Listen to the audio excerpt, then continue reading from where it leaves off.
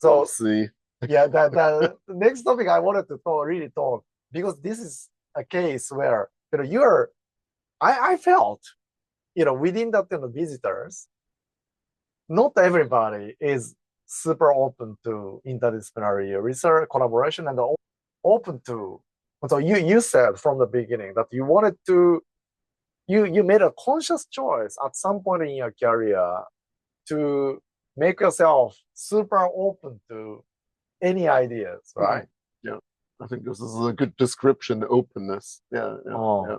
and how are you doing it? Like, are you reading lots of different kind of books, or listening to podcast or YouTube, or what's your sort of the strategy? And also another important thing for the listener or audience is that when would be the good time for the in career to be open to interdisciplinary research? Because as you said, if you don't have a basis, right, firm basis, it can be considered as you are everywhere, and you don't have a solid thing. I definitely have an opinion on that. Okay, yeah. Great. So what do you think? What's your opinion? So what should I talk about first? So I think about when should you become sort of very open. The advice I give people usually is, if you are sort of too all over the place at the beginning of your career, the system doesn't reward it. The system doesn't reward it. What the system rewards is if you stand for something. I mean, usually that is something very disciplinary that you stand for, not something specifically interdisciplinary. I mean, there are some research areas, as you said, that are inherently more interdisciplinary than this is the way it is. But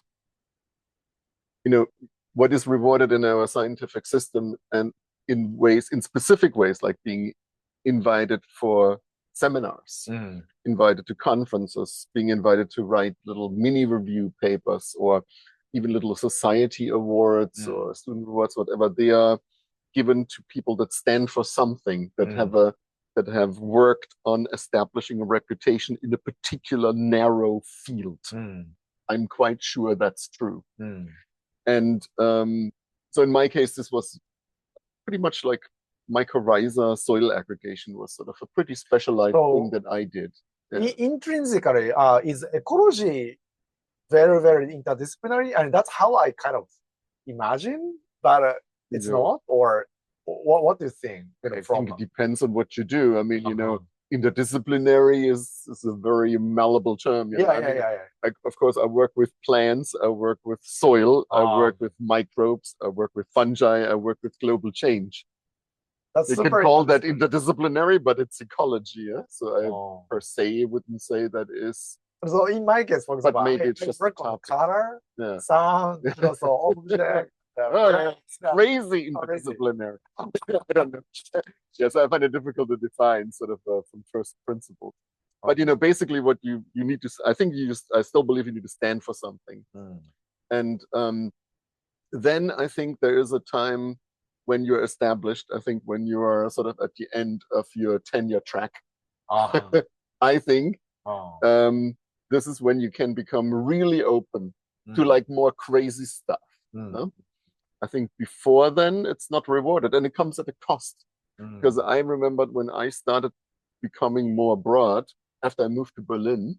So that was when you are still already professor? Moved to Berlin as a professor. Yeah, right. Yeah. Okay. This is when I started, I think, more broad. Yeah, I started being more broad, and there was a bunch of confounding factors because I was in a new country and all that. But I think maybe there's a bit of a price to pay, because then you no longer really publish consistently in that one field where people recognize your contribution, but you're going a little bit broader, and there you get bloody noses, because if you're trying to do something that's in, I wouldn't say somebody else's territory, right? But maybe it is, or sometimes when you're going to a new area, you don't know the language quite well enough. Right. And you write stuff in papers that rubs people totally the wrong way. Right. I mean, that does definitely happen.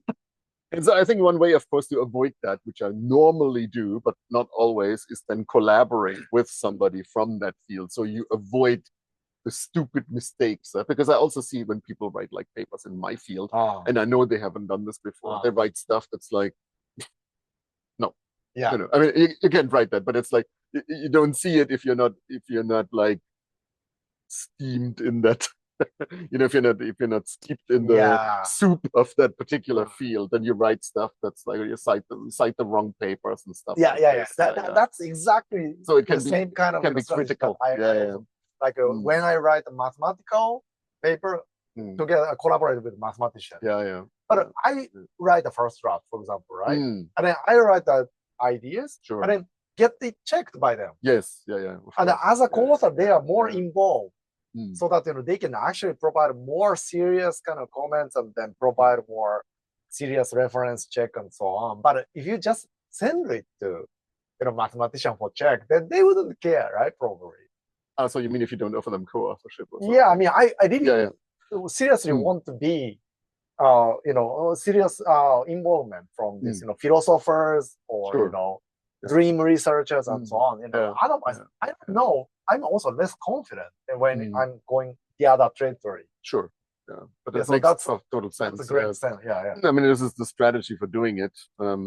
Otherwise, you lose your reputation. Exactly. You have no credibility in that field, so it's hard to go in that direction. And it gets especially hard if you want to write brands. Right. That is also hard. So I mean, there is a cost.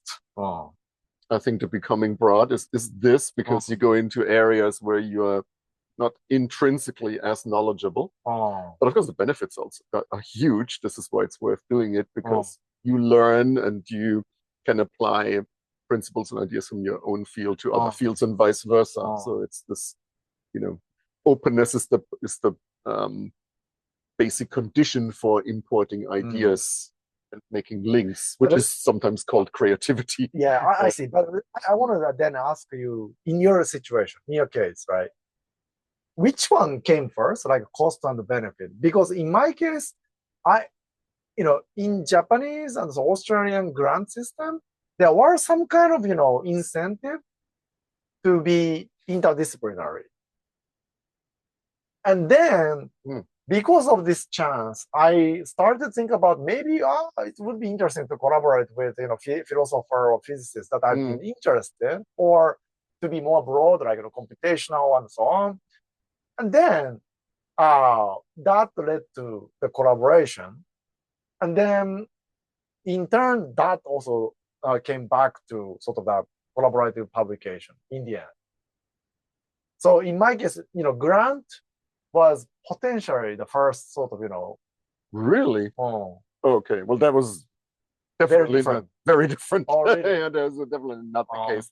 I mean, there are, of course, also it's an incentive to write interdisciplinary grants, also in our system in Germany. But everybody I have talked to agrees that those are much harder to get, because you get a set of reviewers from this camp and a set of reviewers from that camp.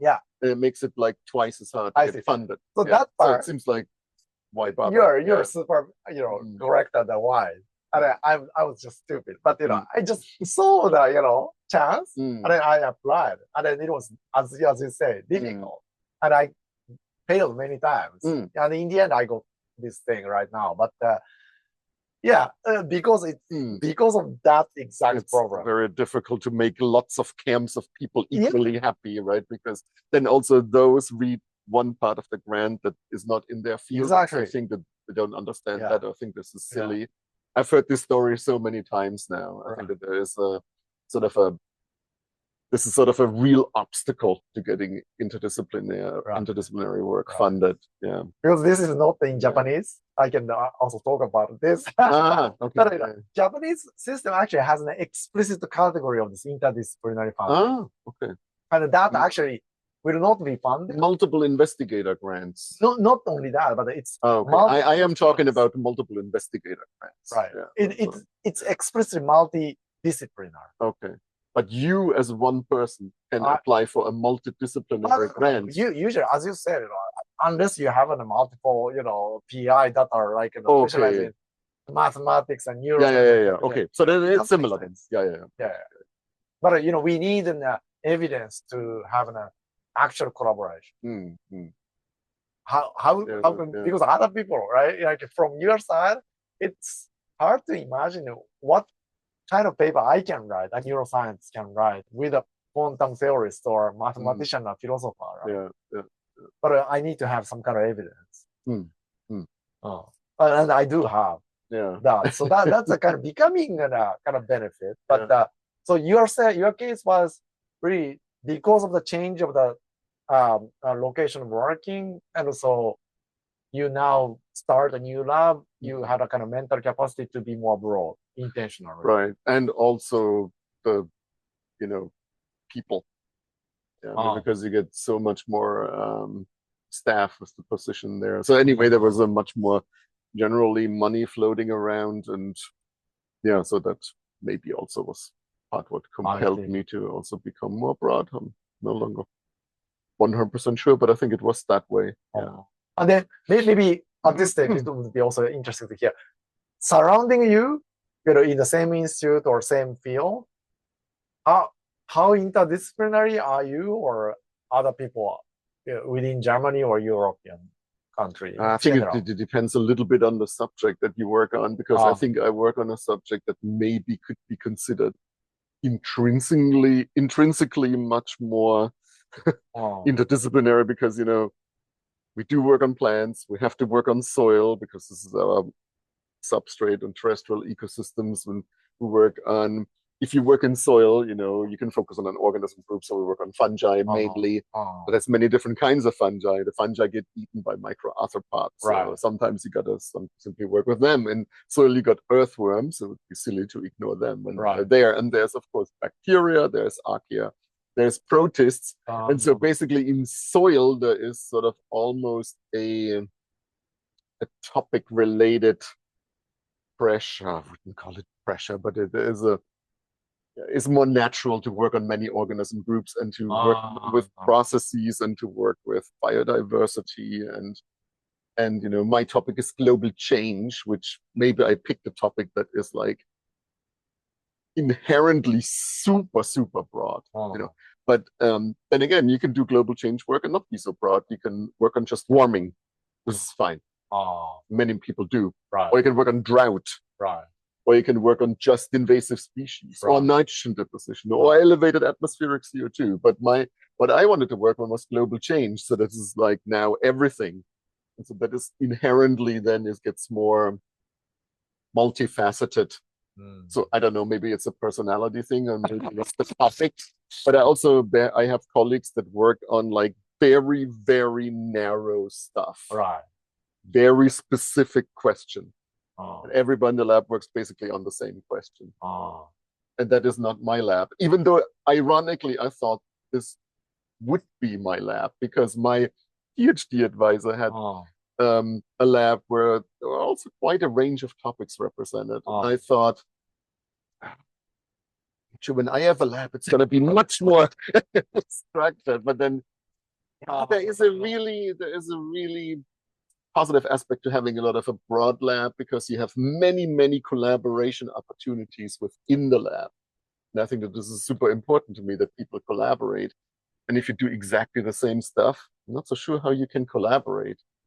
Maybe it's different, right? But I have people in my lab that work on much more molecular topics and much more statistical and data analysis, much more organismal, much more experimental. And so, it's quite a range. And there is opportunities, or also different topics, within the broader scope of the lab. Anyway, so I don't know what I'm saying. Because I mean, you don't know my history, but I very similar experience. My PhD advisor was also very broad, and then I also had a similar kind of feeling, like after working on my particular topic on PhD, right? 3 years, because he doesn't know what I'm trying to do.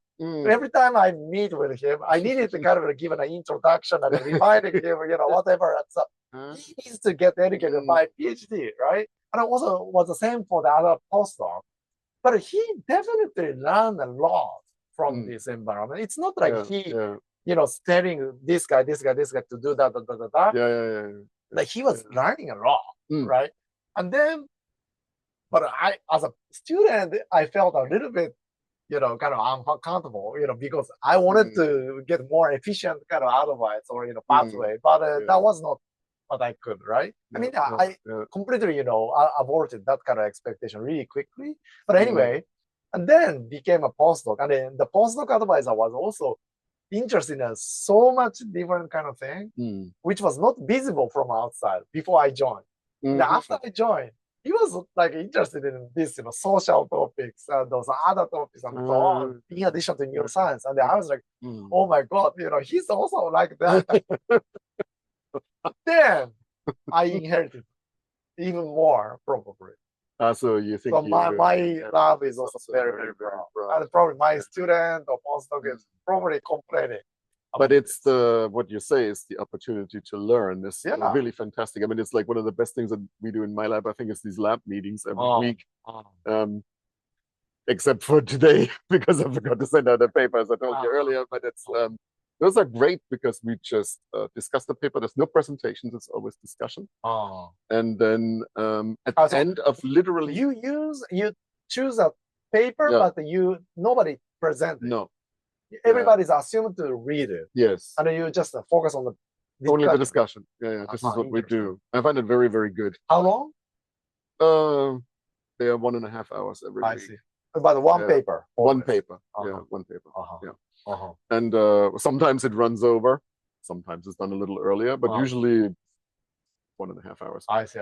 And it's very good because in the end, I always feel I understand it better. Like, because when I read a paper, I never really understand it. Or I think I understand it, and then I didn't quite get the pitfalls, or I didn't quite understand the weaknesses until somebody who happens to understand more about this kind of particular thing than me explains it to me. I see. And that's simply amazing. And so we all explain this paper basically from the various different vantage points to each other. And so the learning effect is tremendous, right? But if everybody was like a clone of me, whatever that would be, the learning effect would be next to zero. I mean, it would be next to zero, right? Because, but there are so many different backgrounds in there, and everybody can, and also cultural backgrounds, or where they come from, or the nationality, or whatever. This is sometimes, not for every paper, but sometimes also very interesting. Diversity effects. Right. I mean, when we talk about, more, more meta science things, as you could call it, then it's also,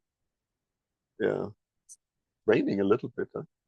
But this also can be very interesting when they relate experiences from their country and their experience and what it's like in their situation, especially for the meta science topics. I see. That's very, very, very interesting.